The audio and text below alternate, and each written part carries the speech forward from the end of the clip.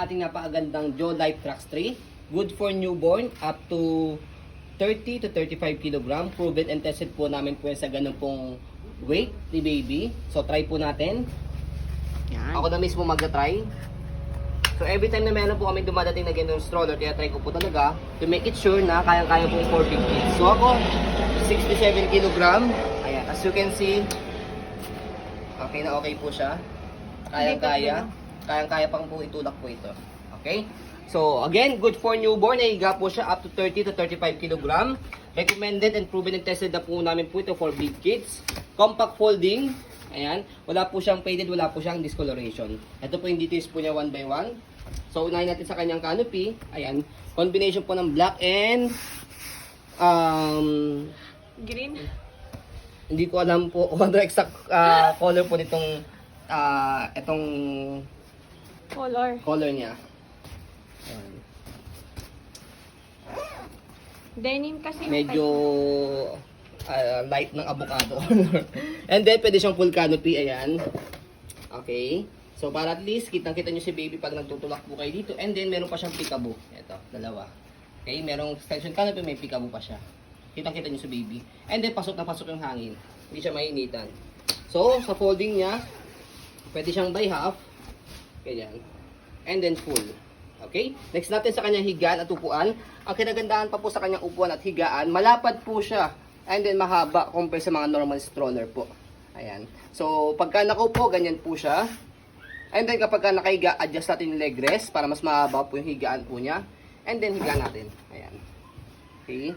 So, as you can see, malapad at mahaba compare sa normal stroller. And then, regarding po sa kanya pong harness, ayan, 5 harness po ito with complete harness pad. Okay? Belt lock niya, wala po siyang putol. Ayan. Okay? So, sa pag-combine sa kanya, slide lang ganyan. And then, regarding po sa pag-adjust ng kanyang harness, ayan, meron po yan 3 level. Newborn, toddler, kids. Depende po sa laki ng baby po ninyo sa pag-adjust. Next natin, sa front handle, ayan, meron pa po siya kasamang pad. So, pag tatanggalin po ninyo ito, lalagay si baby, press nyo po dito, left and right, button, and then, atakin nyo po siya. Pag isasalpak, ganyan lang, shoot nyo lang siya. Okay, next po natin, pag ibababa po yung leg rest niya, may pinipress na button dito sa ilalim, and then pull down. Dalawa po yan, left and right. Leg rest, ganito po talaga yung design ng leg rest for 3 wheels.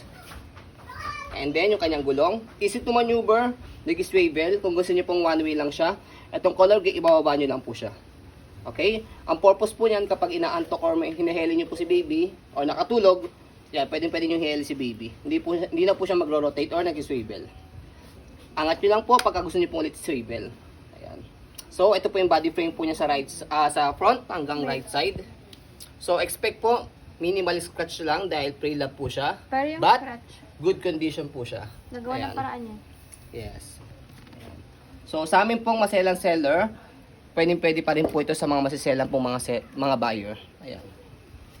Next natin, ayan, body frame. As you can see, ano, okay na okay siya. Even yung logo. Gulong, okay na okay. Hindi siya nabubutas. Ayan, big wheels. Kaya, good for big kids. Sa likod, kabilang gulong. Stopper, naka-cable na po siya. Para isang tapak lang po dito. Naka-stop na po siya. Angat lang po para mag-go. Okay. Basket natin malaki. Marami kayo pwedeng mailagay.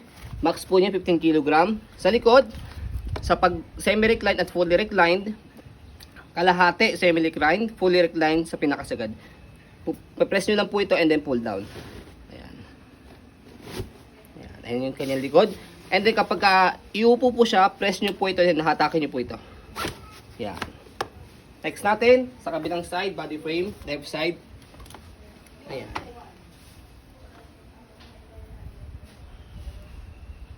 And yung kanyang handle.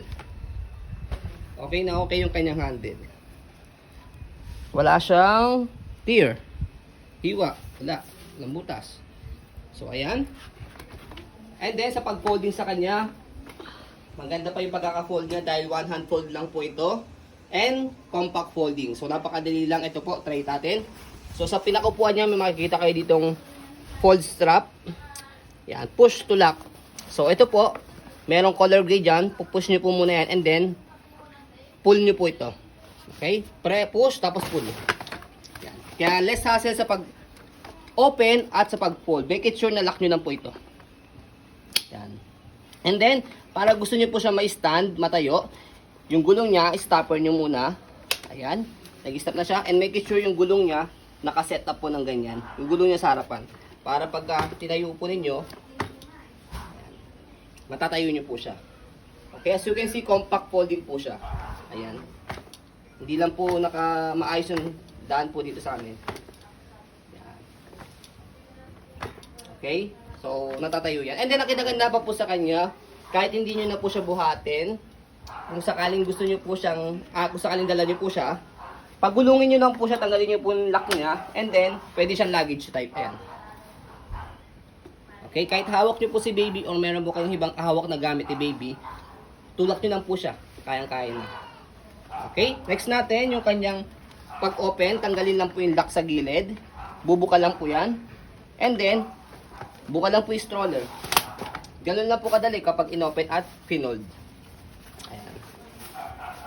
Okay, so yun po, as you can see, very details po kami sa aming pong pag-video kasi kami siya policy. No refund, no exchange, what you see is what you get. So yun po, maraming salamat. Have a nice day and God bless po.